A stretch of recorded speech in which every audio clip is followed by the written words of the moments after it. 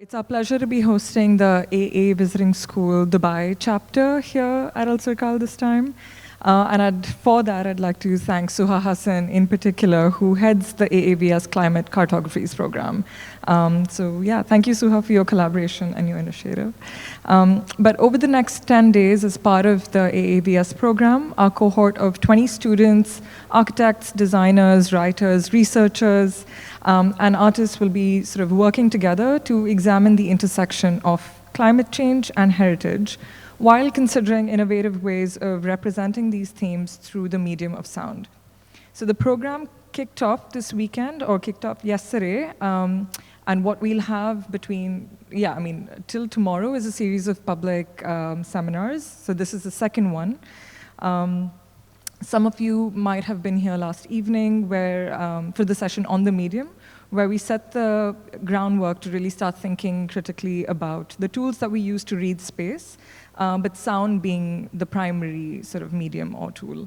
And today, with artist Moza Almazrouei and writer, filmmaker, and scholar Alia Yunis, we explore the complexities of heritage spaces, examining their environmental conditions and the challenges they face.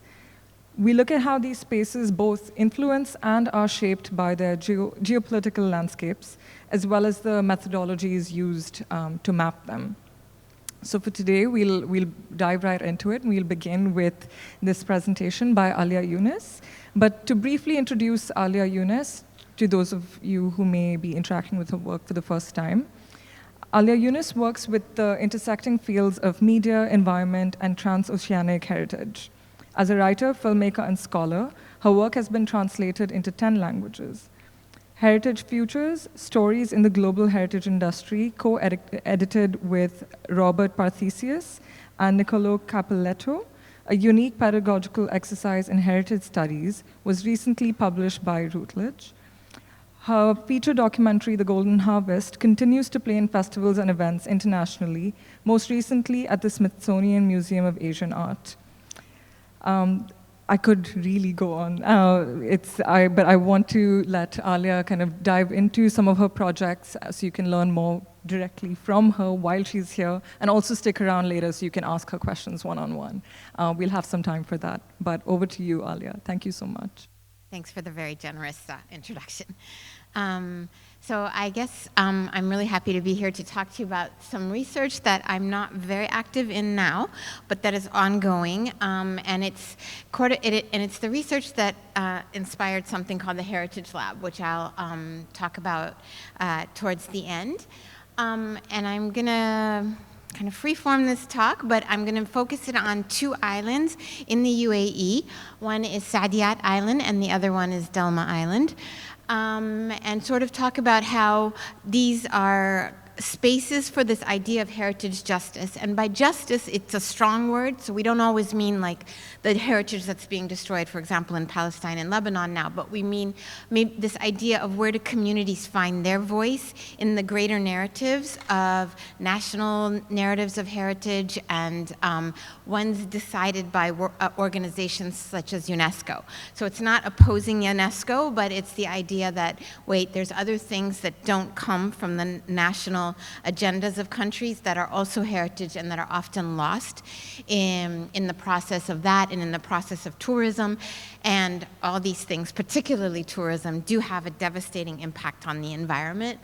So before I get started, how many of you have been to Saadiyat Island? I would have imagined so. But if I had asked you that question 20 years ago, none of you probably would have. And how many of you have ever been to Delma Island? One person, okay. I'm even surprised one person. But maybe 20 years from now, you'll also have gone to yoga retreats on Delma Island. It's possible.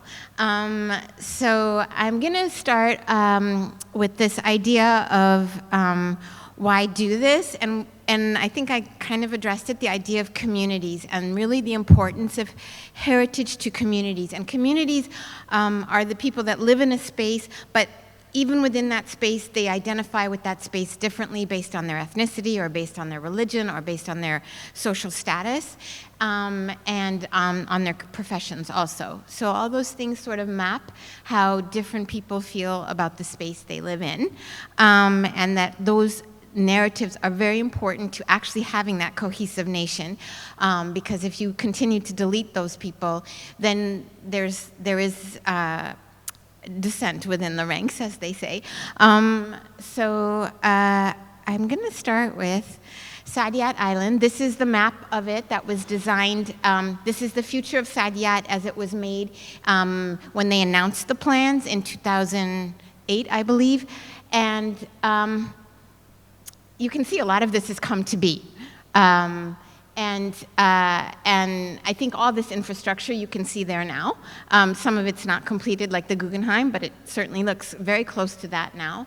And the designs of some of the museums have changed, but they're all in progress, and even more than this map. So Saadiyat Island is extremely packed now. But this is it less than 10 years ago, when we looked at it as a project between NYU Abu Dhabi and Zayed University in Abu Dhabi. And this is all that was there then. So you had the NYU AD campus, which was still fairly new then, and you had the Louvre, which had just opened. So, and then, you can't see it on this map, but 2 resort hotels were already open by then, the St. Regis and the Park Hyatt. But all the other ones that now line the beach were not even dreams then. So it's a massive change. Even if you look across the view at Reem Island, you can see how different Reem Island looks. So the idea of Saadiyat Island was that it was this empty island that all these cultural heritage experiences were going to be built on.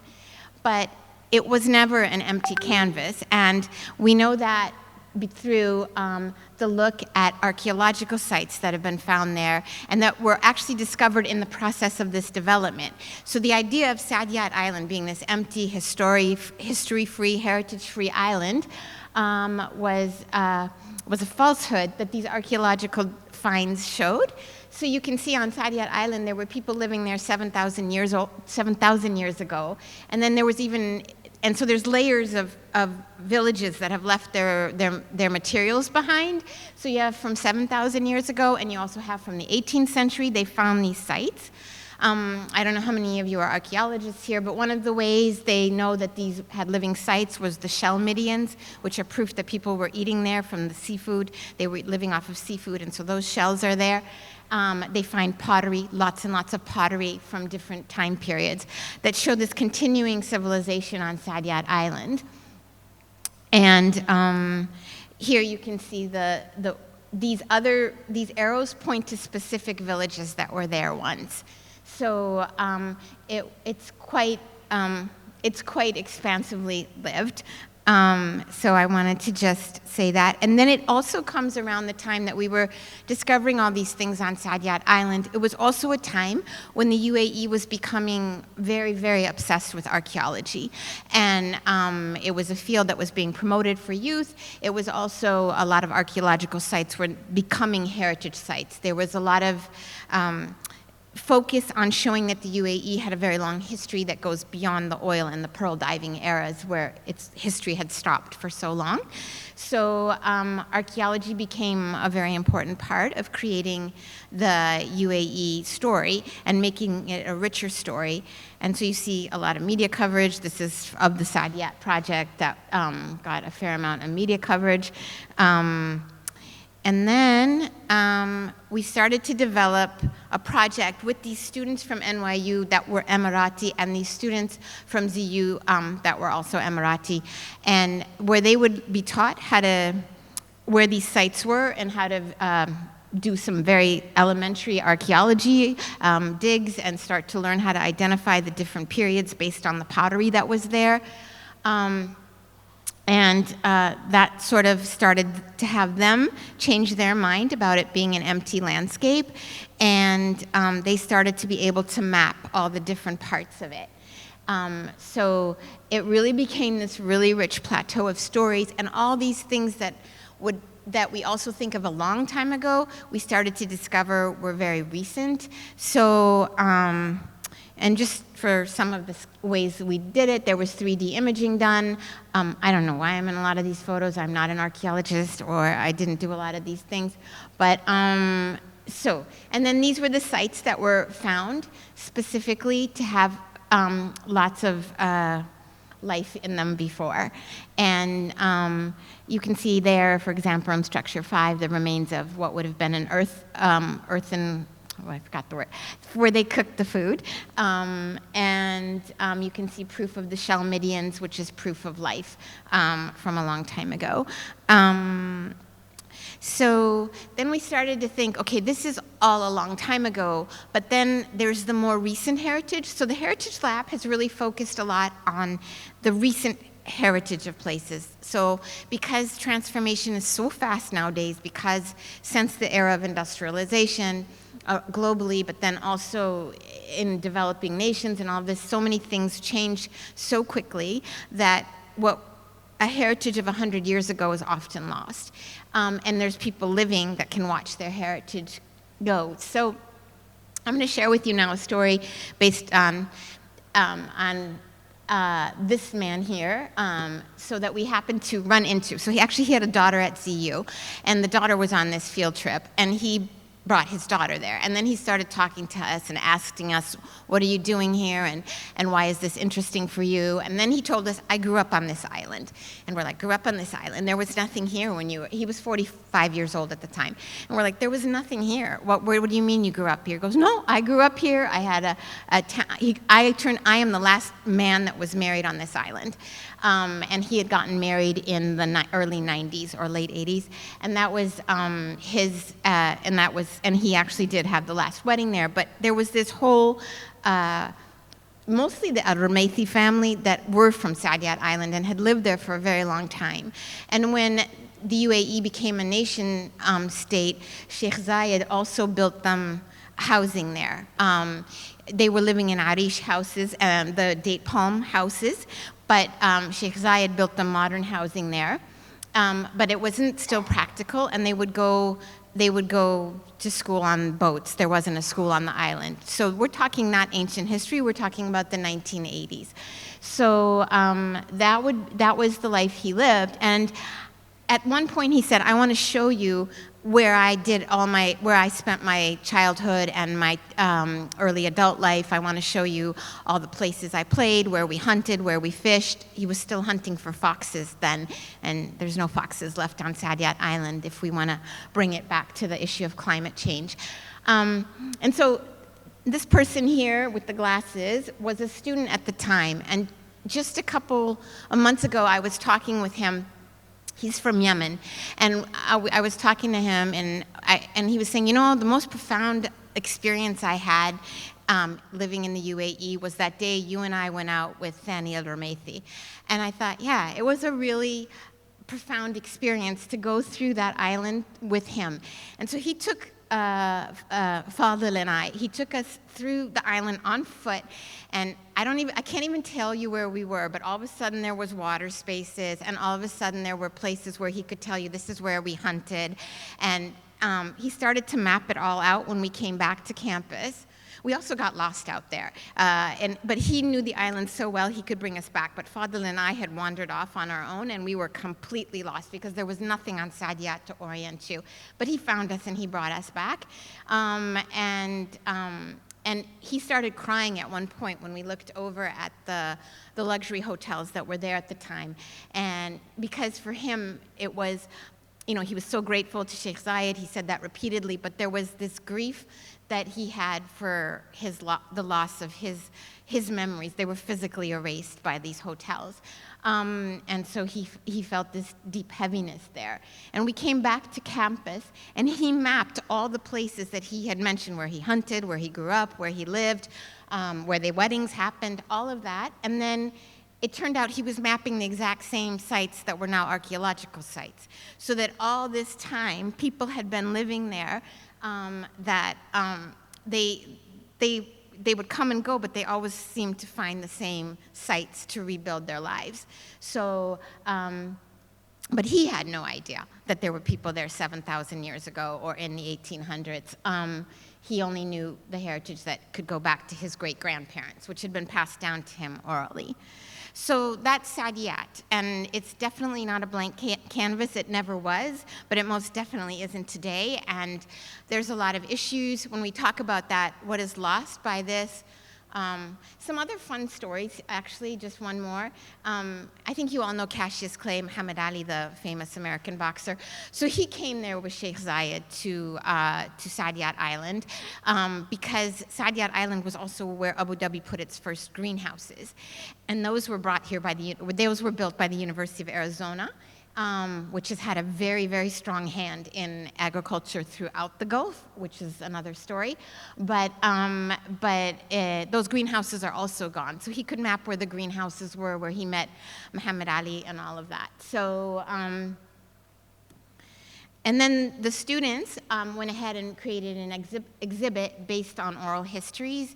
So in terms of sound, a lot of our sound that I'll mention today is related to oral histories. And the oral histories are really important also because if you think about dialect, so when you talk to the older Emiratis, they're talking in a dialect that younger Emiratis have already lost. So you're getting also this idea of how the language changes and the sound and the rhythms of the language when they're speaking.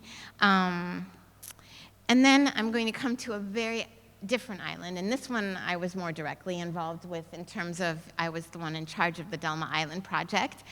And for those of you not so familiar with Delma Island, it's off the coast of Abu Dhabi. It's literally halfway between Qatar and Abu Dhabi. And when the nation states were being created, Delma Island was up for negotiation. Would it go to Qatar or would it go to Abu Dhabi?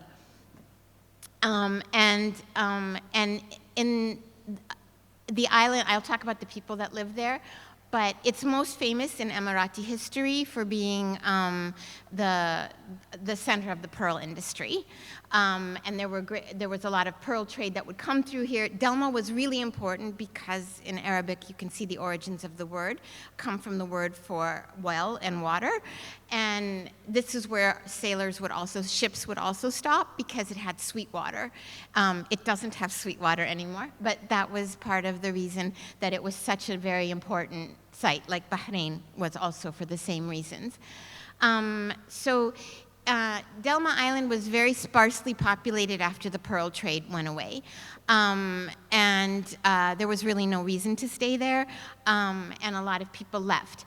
And when Sheikh Zayed took over, he thought, I don't want to lose this island, I don't want to lose this part of us. And so he built them houses, and he built them a community, and a lot of them would work on the weekends in Ruwais, during the week in Ruwais, which is the oil hub of Abu Dhabi, and not that far from Delma Island. And then the families would stay on Delma Island. But as progress happened and more things started happening, more and more people understandably wanted to leave, right? It's not a very exciting place to be, and it never had a lot of infrastructure built in it. But what's really interesting, and I don't have a photo of it here, there's a mosque there, but that's not the most important mosques. There are 3 mosques there that, I wish I'd brought pictures. They look very different than what you imagine a mosque to look like, and they're 200 years old, and that's very old architecture to have survived this kind of climate. So, and they have been recently restored in the last couple of years.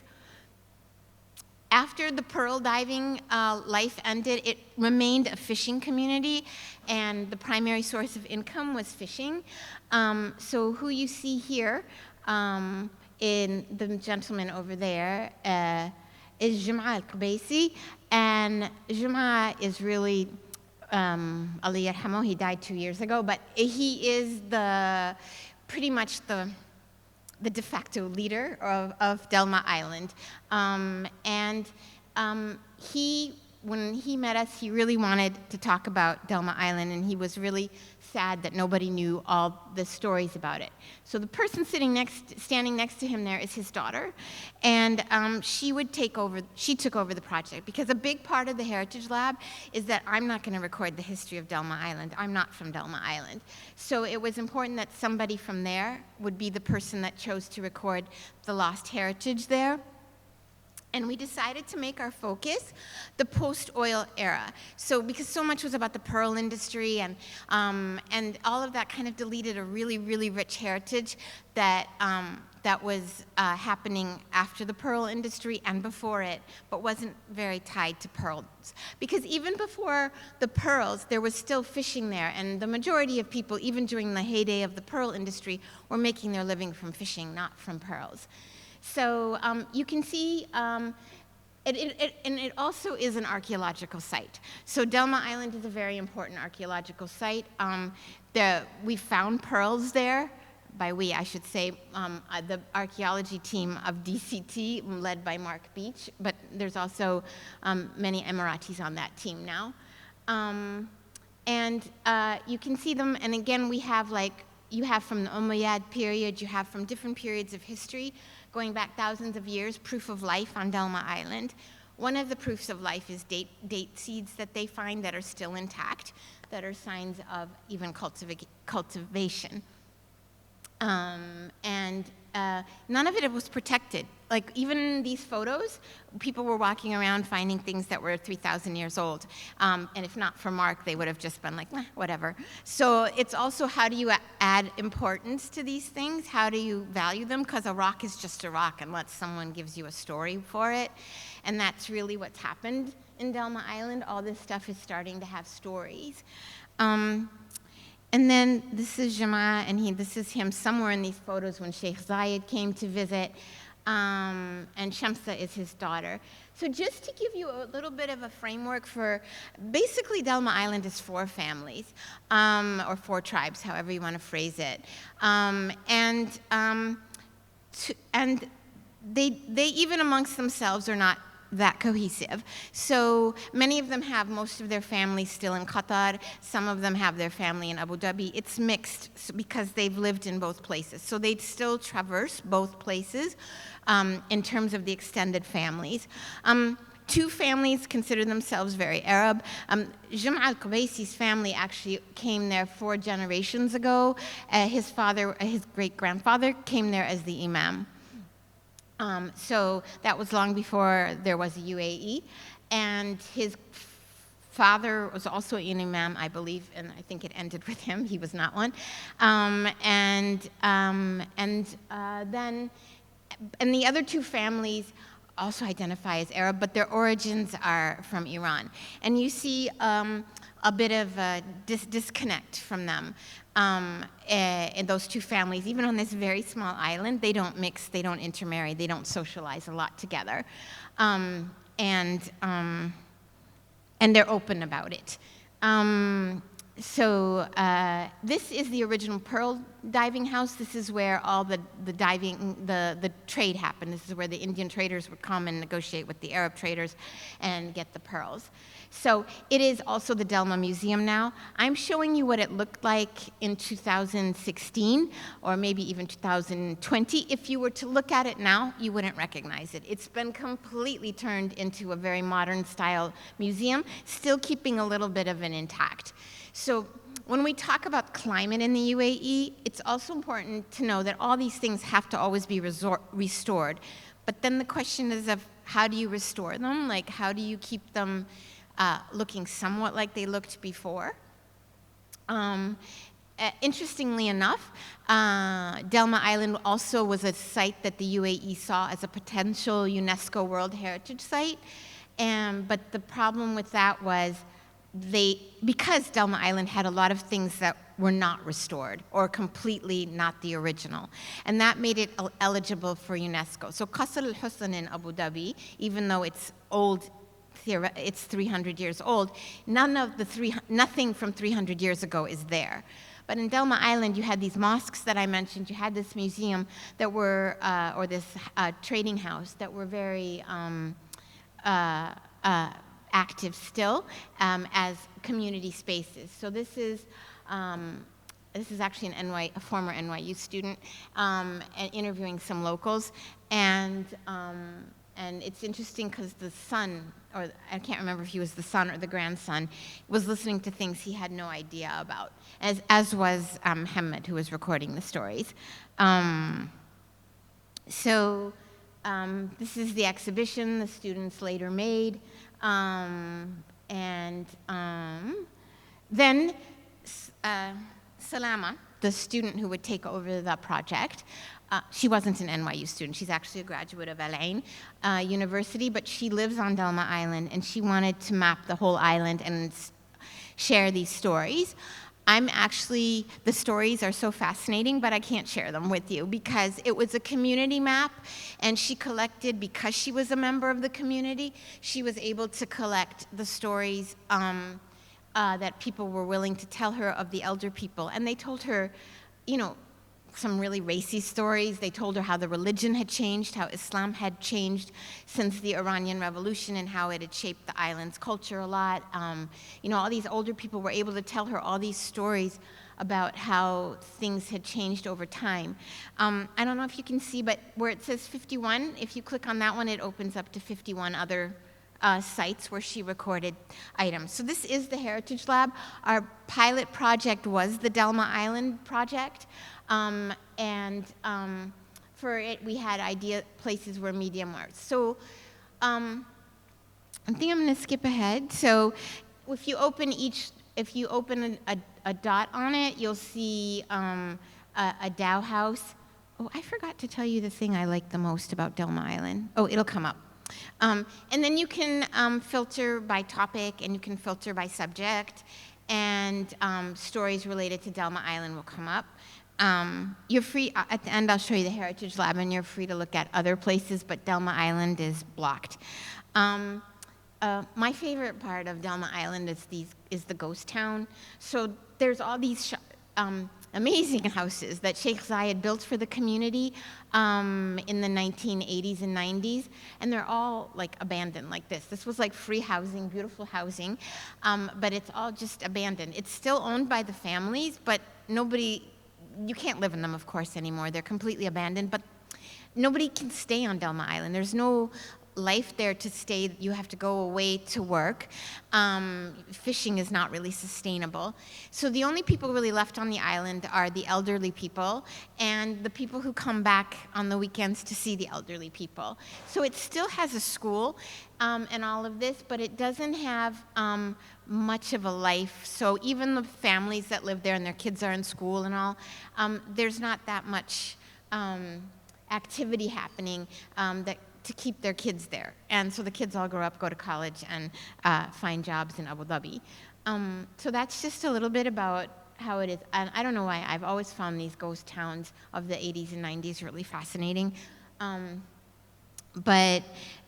then we do a lot of other different types of islands, and so I just put, I'm gonna try now to show you some of the Heritage Lab. What is it? I think, yeah, let me try to show you some of it. Is this active? Oh, this is just a video. I don't want to show you this.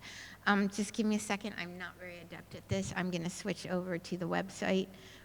And this is it. And I'm going to do, where do I do it? View, enter full screen. Okay. So this is the Heritage Lab, and it's for communities to share their heritage and put their heritage together. A lot of this work has been done by students across majors. So I think this is what's really interesting about heritage. It involves computer science majors, interactive media majors, anthropology majors, film and new media majors. So you have all kinds of people that get engaged with this space. Obviously, people in the hard sciences. And what happens when you click on it is we have this universe page where you can go and explore all the different collabs we have. So Delma is an example of a collab, but we have many other islands and non-islands that are collabs, but an awful big focus on islands. And you can look at them I don't need to start the tour because I know how it works. You can explore like different spaces. So for example, if I'm only interested in topics like religious practices, then all the sites that are related to religious practices, the stories we collected related to them are there. And that's to kind of show how we're connected through heritage and spaces during topics.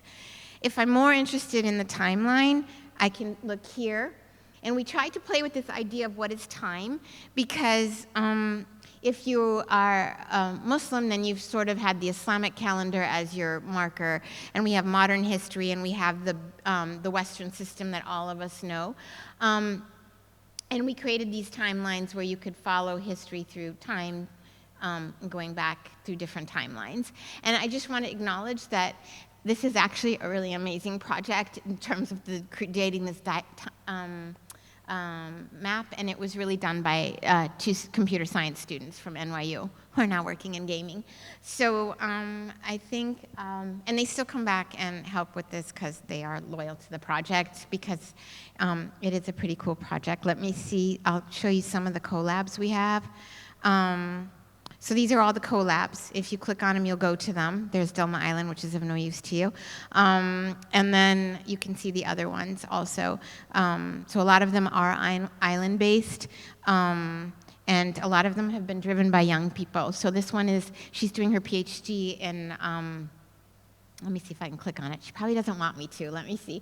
But this is a work in progress, so there's not much there yet. But she's looking at a very specific part of Kerala. There's someone here I want to acknowledge. Also, she'll be shy, but if there's another island we're working on, she's really taken the lead on. Noura back there has been working on Al Quwain from a very specific angle of the South Asian community there. And she's also worked as an archaeologist there. So that would be the 3rd island to explore. And I think I'm good with time. I did it. Okay. That's all I wanted to say. If you have any questions, I don't know.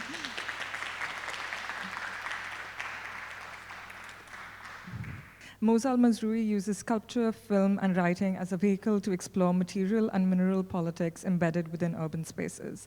The basis of her practice is prompted by writings of feminist geographers like Deborah Dixon, who use the scale of the mineral as a window to read broader regional geopolitics. Moza Almazrouei completed her BA at the Slade School of Fine Arts in 2022 and her MA in Research Architecture at Goldsmiths University in 2023. Moza received the Graham Robertson Prize in 2022 and Best International Documentary Award at Focus Wales Film Festival in 2024. But yes, thank you so much again for joining us, Moza. Over to you. Thank you. I'll just wait for the... So Rusted Earth is my project, and I'll begin. Against the backdrop of the First World War, Haji Ali Germani, an acrobat and a possible spy, was arrested by British agents on Abu Musa, a small island situated between the UAE and Iran. He was detained for attempting to incite the local population and miners against the British. Haji Ali is a man more famously known for his flame-throwing and water-spouting techniques, crediting his gifts to his upbringing near the Nile. Less famously, he was hired as a spy by Wonkhaus, a German company and a former slave trader in Zanzibar, but was now focused on mining red oxide on Abu Musa.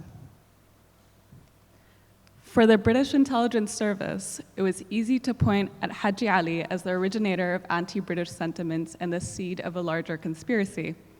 In British accounts, Haji Ali is the only explanation for colonial resistance amongst miners and the local population, as if local resistance could not have been mounted without him. By imagining a loose friendship between Haji Ali and the Germans, his capture turned red oxide into, I quote, one of the principal theaters of British and German rivalry before the war.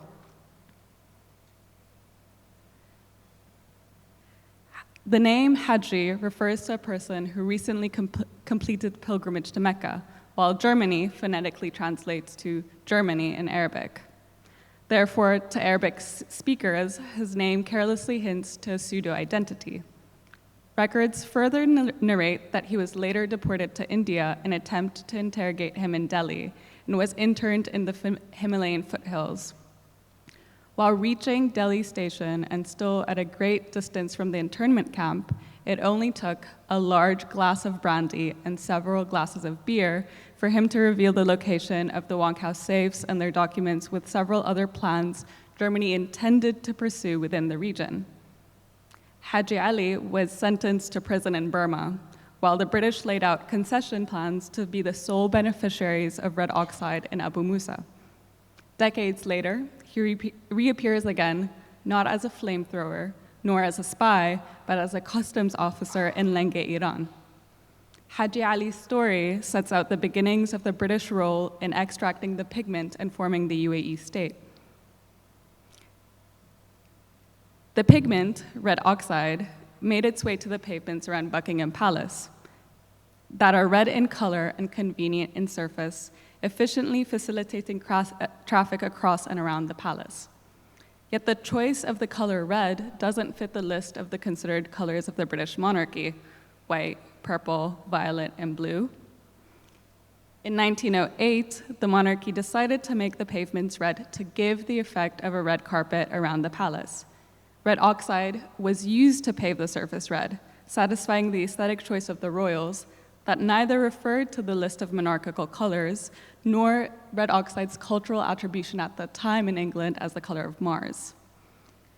Red oxide was used for the pavements and came from the contested island of Abu Musa, which we said earlier is situated between the UAE and Iran. Their aesthetic choice of red comes from a 70-year-long history of extraction on the island. Red oxide becomes a scalar method which reveals how the aesthetic choice of red is rooted in colonial extractions. Through using red oxide as a scalar analysis, it will intertwine what is usually kept apart, the pavements and the island. Red oxide, as a scalar method, is extended from Gabriela Hecht's term, interscalar vehicle, a way of making political claims or simply open our imaginations to stories and scales that are usually kept apart. The connections forged by red oxide on multiple scales produce a continuation between the island, Buckingham Palace, and Mars. However, it begins by tying the pavements to the island. Whilst the Builder magazine designated the palace as the headquarters of taste, the island's political condition was assessed independently from it.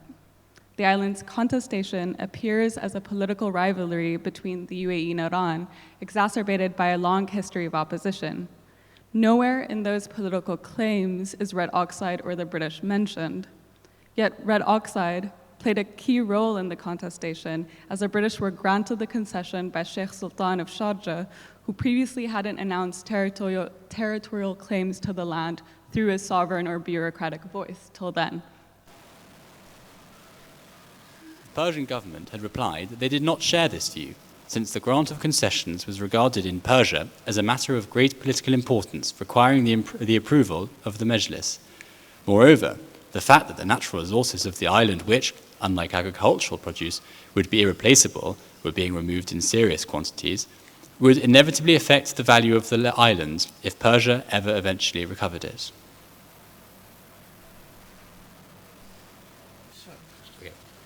Thirdly, the Persian government did not regard the fact that the red oxide had been worked and exported from Abu Musa in the past as affecting the situation, since they had for 30 years protested against all such actions on the part of the occupying power. Persians, in connection with their claims to Abu Musa, wish to draw our particular attention to a War Office map which has been officially communicated by His Majesty's government to the Persian Ministry for Foreign Affairs. I also explained that appeals to maps were apt to be dangerous, and that a map could, in any case, not be regarded as affecting a juridical issue. It seemed to me that the development and exploitation of natural resources could in no way affect the status of the territories concerned, so I did not see how the status quo could be invoked. We were pledged to the Arab rulers concerned to protect their territory, and it was quite out of the question for us to disregard such undertakings. So this document kind of just briefly highlights the the changes, I guess, of ethnic makeup that were allowed to work in the mines in Abu Musa. So I won't go into this in too much detail. After the British terminated their role in the UAE, dispute was left between the two nations, and red oxide disappeared from the conversation of land ownership. It marked the categorical distinction between red oxide mining, the disputes of the island, and the pavements of the palace. This separation between geological minerals, land claims, and the pavement is a political decision to remove red oxide's responsibility, and therefore colonial accountability. So I'd like to highlight the football pitch that is situated in Abu Musa Island that spells out on aerial view, I guess, Persian Gulf. And at the time, or I guess still continuing, depending on what map you're looking at, the term Persian Gulf or the Gulf changes between Arabian or Persian. This is a video from the island. And yeah, they've experienced quite a trade blockade, so they can't import building materials. So a lot of the houses that they still live in haven't been renovated since the 80s. So this distinction between the pavements and the island is stressed in Adam Babette's Political Geology as intentional. He states that the realm of politics itself constituted by this distinction, how it makes possible the fundamental distinction between what constitutes human and non-human nature and politics. Through producing the distinction between red oxide extraction and the contestation of the island, British presence becomes one that is eliminated from the island's contemporary politics. Through forging categorical distinctions between the mineral and the dispute that Babette described as fundamental to governance, scale becomes not about size and granularity, but in Gabriella Heck's terms, it becomes also about categories, what they reveal and hide, and the ways they do or do not nest. Red oxide as a scalar analysis concludes that what lies within the chromatic decision of British pavements are extractions on precarious lands. This is a location in Bristol called the Golden Valley Wick Reserve, where they're processing the red oxide pigment in the UK. The mills there were shut 2 years before the unionization of the Emirates, and as a symptom, the soil remains red from the processing of these pigments. But now it's treated as a natural reserve, as though the soil has always been red.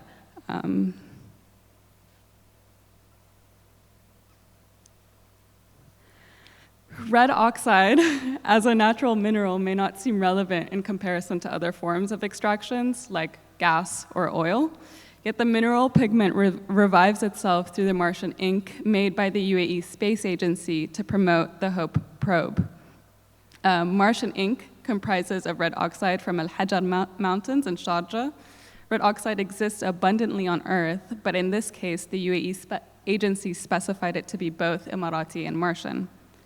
Mars contains red oxide only on its upper surface, creating the impression of a red planet.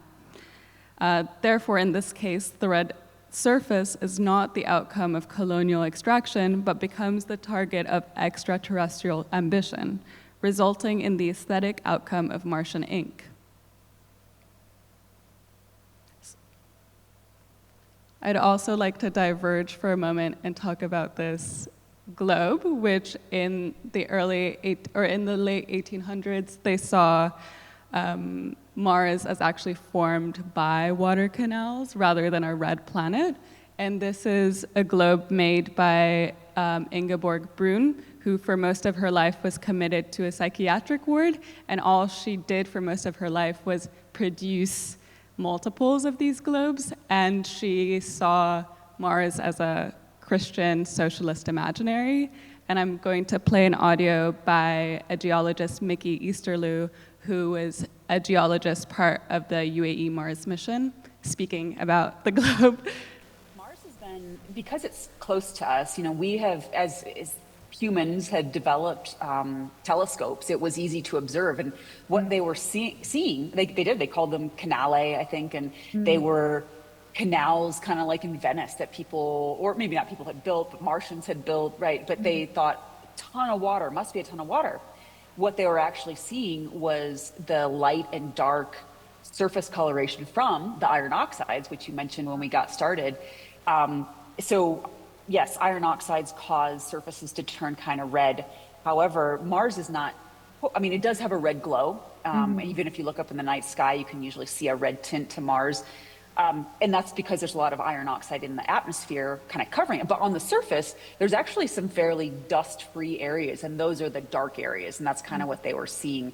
They may have also been seeing the Valles Marineris, which is this long, massive normal fault. Well, they think it's probably a normal fault, a big graben that has formed on the surface. Fairly young feature on Mars's surface, so they were probably seeing that as well, which is pretty cool. Interestingly, those early observations that you're speaking of, so people thought lots of water on Mars, maybe habitable, we've got Martians. And then when they sent the first orbiters, the Viking and Mariner, and then Viking, and there was some early Russian missions to observe the surface, they found it was just dry. The first landers, there was like, oh, there's no water. And Mars kind of lost a little bit of popularity because those early findings may have suggested, oh, there's no water.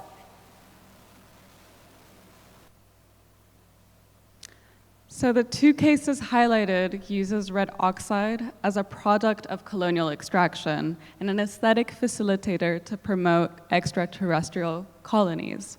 Yet the final geographical scale, Free Miners on the Forest of Dean in the UK, proposes a case that retains mining practice as actually a model to resist expansive extractions and changes of land ownership. Free miners practice a small-scale extraction whereby a customary law in the 1600s granted to them by King Henry to own the sediment part of the land. To be a free miner, you have to be born in the Forest of Dean and you have to work a year and a day in the mine. And therefore, you can own a mine and own the sediment part of the forest. They have resisted Crown land historically through the Forest of Dean Act of 1838 and contemporarily through campaigns like Hands Off Our Forest. And in attempt to stop in an attempt to stop the mining practice or like autonomous mining practice, they've shut down maternity wards in the Forest of Dean. So if you're technically can't be born anymore in the Forest of Dean and therefore can't practice free mining. So I just wanted to highlight the sort of resistance to free mining practice in the UK. So the attempt to privatize the land in this condition isn't to enable mass extraction like in Abu Musa. Rather, it's an attempt to turn the forest into building sites and heritage parks, which free miners are fighting against. Red oxide as a scalar method allows free mining to diverge from the pigment as a method of making colonial infrastructure, i.e. pavements, to mining red oxide as a method to oppose infrastructure, crown land. We had to go fight again when they wanted to tip nuclear waste down here in the 50s. We won that one. We had to fight to protect the forest when the government wanted to sell the forest off. It's about 12 years ago, because that probably would have been the end of us. We won that one. And then recently, the latest one, then we've gone through a whole review of mining legislation where we've got a good understanding with the mining inspectorate, which has been very positive. And then later on, Clean Air Act.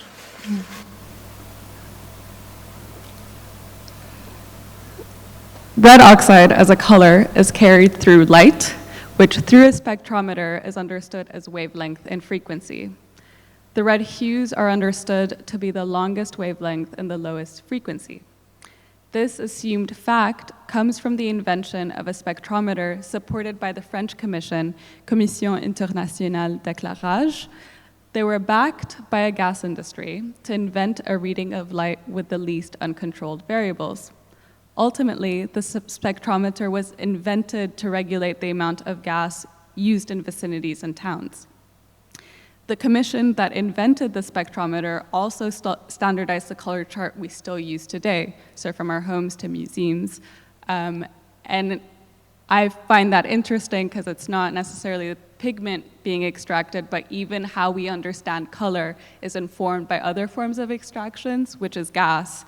So I'll play a short audio of the frequencies of red oxide that was produced by a musician called Pav Putli. I don't know if it's going to play. Oh, sorry.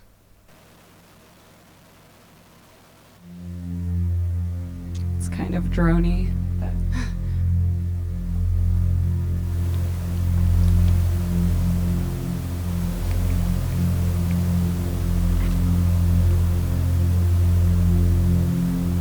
So it goes on like this for quite some time, so I'll just move on. Oh, I think I got it. So lastly, red as sound, I wanted to speak about Mars, which is a symphony by Holst. It was inspired by the planet of Mars and was socially perceived as a prophecy of the World War. Holst neither accepted nor denied the claim and merely saw Mars as an artistic and spiritual inspiration. However, when writing his instrumentation, he actually used red ochre ink, which is another term for red oxide, which inadvertently becomes the clearest transmission to Mars imaginary. So I'll play the symphony, and you might know it from the Star Wars soundtrack.